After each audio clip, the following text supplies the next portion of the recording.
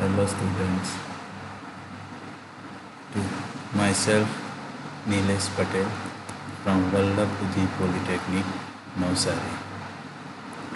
My today's topic is related to MCQs of Unit 1 and Unit 2. We have already studied about theory part of the subject Applied Mechanics. In that subject, we have already completed Unit 1 Introduction as well as Unit 2 Coplanar Concurrent Forces. Today, I am going to discuss about MCQs which are related to Unit 1 and Unit 2. First, we will see the MCQs of Unit 1 Introduction. And in that MCQs, first MCQ is scalar quantity is specified by what? છે અદિશ રાશિ શેના વડે દર્શાવાય છે? તો આગળ આપણે ભણી ગયા થિયરી પાર્ટની અંદર તે પ્રમાણે scalar quantity is always specified by only magnitude and vector quantity are specified by magnitude as well as direction. So in this MCQ, scalar quantity is specified by what? The scalar quantity એટલે કે અદિશ રાશિ શેના વડે દર્શાવાય છે? તો આપણે જાણીએ છીએ તે પ્રમાણે અદિશ રાશિ જે છે તેને ફક્ત અને ફક્ત મૂલ્ય હોય છે અને scalar quantity is all specified by only magnitude. So this answer is the correct answer for this MCQ. So scalar quantity is specified by only magnitude. અદિશ રાશિ ફક્ત મૂલ્ય દ્વારા દર્શાવવામાં આવે છે અથવા તો અદિશ રાશિને દર્શાવવા માટે ફક્ત અને ફક્ત મૂલ્યની જરૂર પડે છે.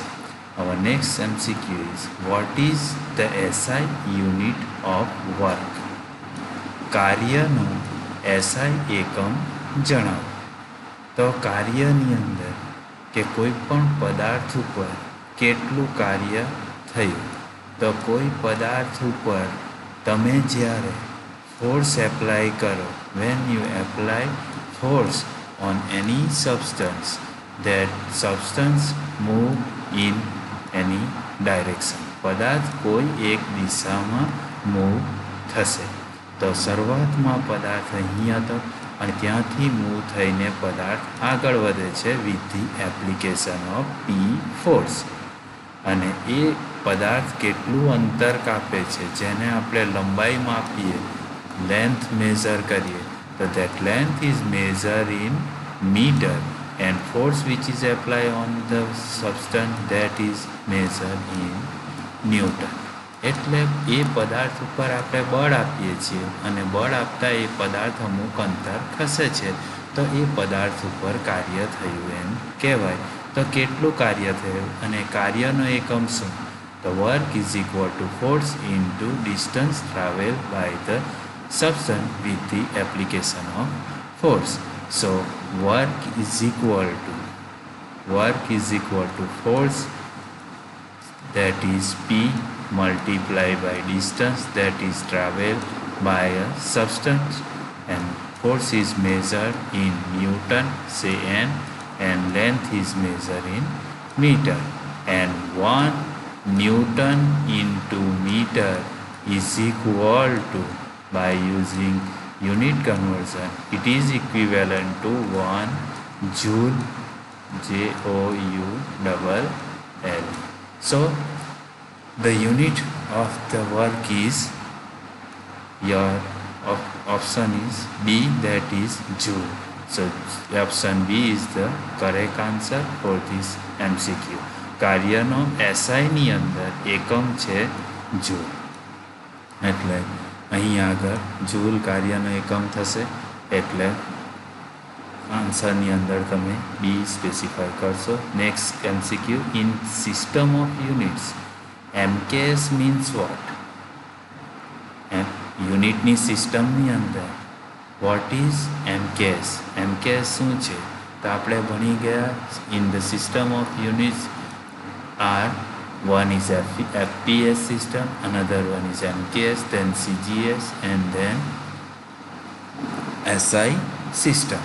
તો એ ચાર પ્રકારની સિસ્ટમ છે, તેમાં what is the full form of MKS? MKSનું ફૂલ ફોર્મ શું છે? So the M is stand for metre, K is for kilogram and S for second. એકમોની પદ્ધતિમાં MKS એટલે શું? તો એકમોની પદ્ધતિમાં MKS એટલે M એટલે કે મીટર, K એટલે કે કિલોગ્રામ અને S એટલે કે સેકન્ડ, જેને MKS સિસ્ટમ કહેવાય છે.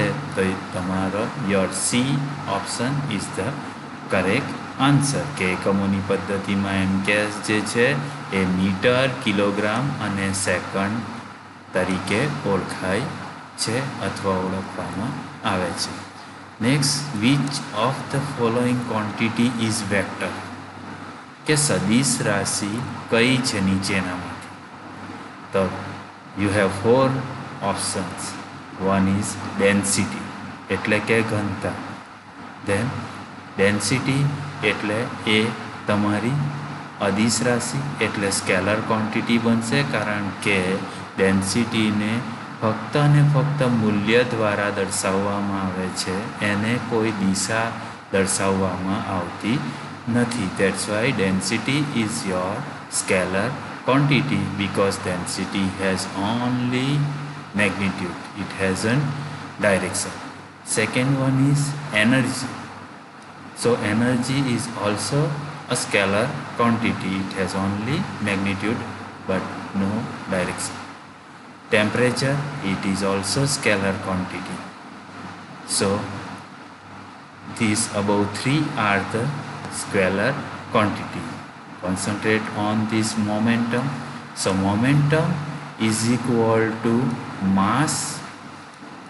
Momentum is equal to mass into velocity. મોમેન્ટમની વ્યાખ્યા આપવી હોય તો મોમેન્ટમ એટલે શું? કે કોઈ પદાર્થનું દળ છે જે કિલોગ્રામમાં મેઝર થાય, અને વેલોસિટી છે જે મીટર પર સેકન્ડની અંદર મેઝર થાય. તો કોઈ પદાર્થ કેટલી વેલોસિટીથી આગળ વધે છે એટલે એ પદાર્થનું મોમેન્ટમ કેટલું છે એમ કહેવામાં આવે છે. સો momentum has two quantity, one is mass and another one is velocity. Mass is a scalar quantity and velocity is the vector quantity. That's why momentum is a vector quantity. So your D option is the correct answer for this MCQ.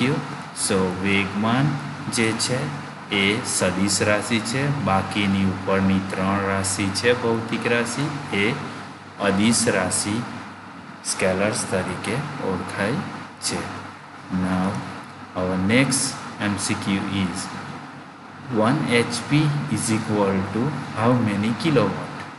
So 1 HP is equal to kilowatt આપ્યું છે અહીંયા, એટલે 1 HP is equal to 746, પણ તે vote થાય, અને એ વોટને તમે 1000 વડે ભાગાકાર કરશો. When you divide 746 watt you will easily get the kilowatt.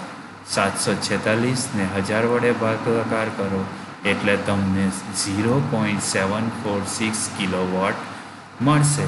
So 1 HP is equal to 0.746 kilowatt. So B is the correct answer. 1 HP બરાબર 0.746 કિલોવોટ થાય છે, એટલા માટે B એ સાચો જવાબ છે. Next MCQ is 1 kg is equal to how many Newton? And in theory part we have already studied about 1 kg of force or 1 kg force, and at that time I have already told you that 1 kg is equal to 9.81 Newton. So 1 kg is equal to 9 Newton થશે. એટલે અહીં બી જે option છે એ સાચો જવાબ છે. અહીં 1 kilogram બરાબર 9.81 ન્યૂટન થાય છે. એટલે બી એ તમારો સાચો જવાબ થશે. Moving forward to the next MCQ, that is for in unit 1 is SI. In SI unit of force is ફોર્સનો એસઆઈની અંદર એકમ શું છે? બળનો એસઆઈની અંદર એકમ શું છે? તો બળનો એકમ ન્યૂટન છે. તો B is the correct answer, કારણ કે force is a vector quantity which have magnitude as well as direction, and its unit is force is measured in Newton. So Newton is the correct answer. So બળનો એકમ જે છે એ newton છે. Next, speed is blank physical quantity. Speed is which type of physical quantity? It is scalar or vector or both of these or none of these. ઝડપ એ કયા પ્રકારની ભૌતિક રાશિ છે? તો ઝડપ એ આપણી અદિશ રાશિ છે. તો ઝડપને અદિશ રાશિ તરીકે ઓળખવામાં આવે છે, કારણ કે અદિશ રાશિ એટલે કે જે રાશિને ફક્ત મૂલ્ય જ હોય છે, એને દિશા એની અંદર દર્શાવવામાં આવતી નથી. So speed is a scalar quantity because it has only magnitude, no direction. So option A is the correct answer for this MCQ. Next one is the unit of density is. ઘનતાનો એકમ શું છે? તો ઘનતા એટલે કે ગુજરાતીમાં કહીએ તો દળ ભાગ્યા કદ કરીશું તો આપણને મળશે ઘનતા. એટલે કે અહીં મળશે ડેન્સિટી, કે density which is equal to mass divide by volume. So દળને દર્શાવવા માટે આપણે કિલોગ્રામ, દળનો એકમ એમ કહીએ કે કિલોગ્રામ છે, અને કદનો એકમ એટલે કે વોલ્યુમનો એકમ છે મીટર ક્યુબ. એટલે અંશમાં કેજી અને છેદમાં મીટર ક્યુબ, અને એને આપણે લખીએ તો density is equal two KG per metre cube. કે ઉપર જે મેં લખ્યું એને જ આવી રીતે લખી શકાય. So which one is the correct one? D is the correct one, that is KG per metre cube. કે ઘનતા બરાબર દળ ભાગ્યા કદ કરો, દળનો એકમ મૂકો અને કદનો એકમ મૂકો એટલે તમને મળશે કિલોગ્રામ પર મીટર ક્યુબ. એટલે ડેન્સિટીનો એકમ, ઘનતાનો એકમ કિલોગ્રામ પર મીટર ક્યુબ થશે. Next one is force is which type of quantity? Force એટલે કે બળ. બળ એ કયા પ્રકારની રાશિ છે? આઈધર સ્કેલર ઓર વેક્ટર. કે તો આપણે જાણીએ છીએ ફોર્સને દર્શાવવા માટે મેગ્નિટ્યૂડની જરૂર પડે, મૂલ્યની જરૂર પડે અને એને દિશાની જરૂર પડે.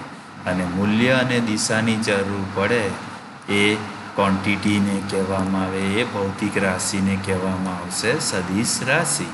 સો force is a vector quantity because it has magnitude as well as direction. So B is the correct answer. Then in next lecture we will see MCQs of unit 2, that is coplanar concurrent forces. Thank you.